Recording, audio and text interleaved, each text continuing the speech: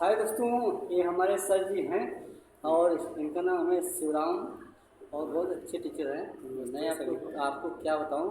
तो मैं लगा कि आप जब भी इस स्कूल में आएंगे ना तो इनके बारे में आप चर्चा जरूर सुनेंगे। तो सर आप बताइए, आप कैसे हैं? अच्छा सर, मैं ठीक हूँ। आप बताइए। तो ऐसी बात नहीं है, सारे जो विद्यालय के अंदर जितने भी शिक्षक हैं वो सभी बहुत अच्छे हैं, सभी अच्छे हैं, उनका व्यवहार बहुत अच्छा है और अपने कार्य के प्रति बहुत ही डेडिकेटेड हैं। जी तो जी। मुझे भी मैं आशा करता हूँ आप भी बहुत अच्छे हो और आप अपने काम को लेकर बहुत ही सीरियस रहते हो। मैं काफ़ी दिन से देख रहा हूँ आपको, जो डिसेबल्ड बच्चे होते हैं उनको लेकर के कुछ ना कुछ नया एक्टिविटी करते रहते हो या कुछ उनके बारे में सोचते रहते हो या कुछ बनाते रहते हो।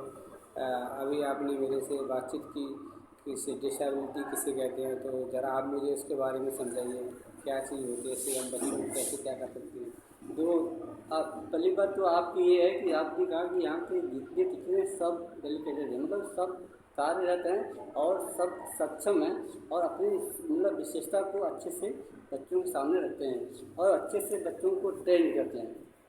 एकदम सही है। और इनका दूसरा प्रश्न ये है कि जो विकलांग मतलब बच्चे हैं, जो डिसेबिलिटी है, उस पर हमें कुछ बताइए। तो सर को हम छोटे शब्दों में बताएंगे कि देखिए, डिसेबिलिटी कोई अभिशाप नहीं है। डिसेबिलिटी एक नेचुरली चीज़ होती है जो हमें नेचुरली रूप से मतलब कि वो हमें बच्चों में दिखता है। किसी का हाथ टेढ़ा होता है, किसी का गर्दन टेढ़ा हो जाता है, किसी के पैर टेढ़ा हो जाता है और एक एक जो है प्राकृतिक रूप से है। और जो सबसे बड़ी विकलांगता होती है वो मानसिक विकलांगता होती है। यहाँ पे तो अच्छे अच्छे लोग हैं जो मानसिक रूप से बाद में पीड़ित हो जाते हैं। अच्छा अच्छा। मानसिक रूप से सर, बाद में। आपने ये बताया था कि सबसे बड़ी जो डिसेबिलिटी होती है वो मानसिकता जी वाली जी, होती है। बिल्कुल बिल्कुल। तो मैं आपसे जानना चाहूँगा वो क्या है, ज़रा बताइए।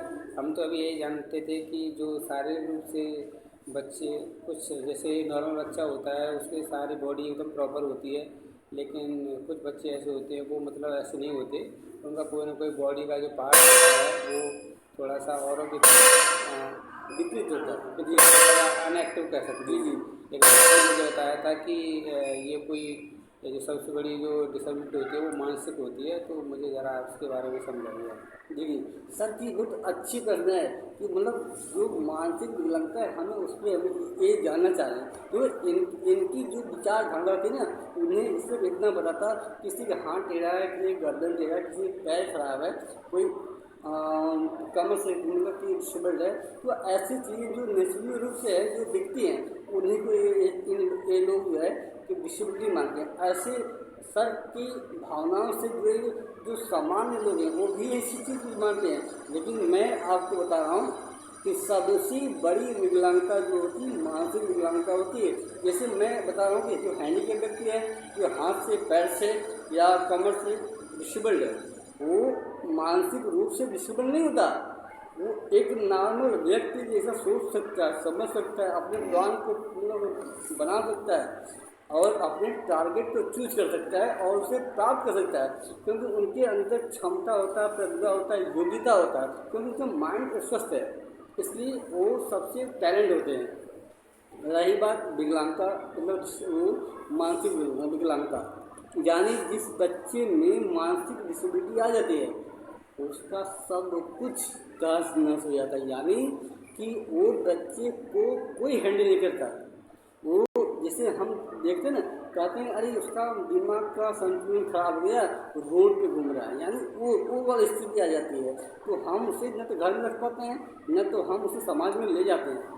बहुत से ऐसे बंदे हैं जिसके बच्चे को मानसिक रूप से डिसेबिलिटी है, वो अपने आप को बच्चे को लेकर समाज में नहीं जाते, ना तो रिश्तेदार के पास नहीं जाते, एक प्रोग्राम में नहीं जाते, क्योंकि उस बच्चे को कहीं न कहीं कैद कर देते हैं। सर, आपका कहने का मतलब ये है कि कोई व्यक्ति अगर शारीरिक रूप से विकलांग है तो विकलांग नहीं है, अगर वो मानसिक रूप से विकलांग नहीं है तो जी जो व्यक्ति अगर मेंटली अगर डिस्टर्बेंस है वो सबसे अच्छा ज़्यादा विकलांग माना जाता है, क्योंकि वो व्यक्ति किसी काम को प्रॉपर तरीका से नहीं हैंडल नहीं कर सकता, किसी प्रॉपर काम को अच्छे से नहीं कर सकता। जी जी। हाँ सर, मैं भी इस चीज़ को आपकी बात से सहमत हूँ और मुझे अच्छा लगा थोड़ा सा। अब मेरा थोड़ा टाइम हो रहा है तो मैं ठीक है दोस्तों, आज सर का क्लास है और यदि आपको वीडियो अच्छा लगा तो आप इसे लाइक और फॉलो ज़रूर करिएगा।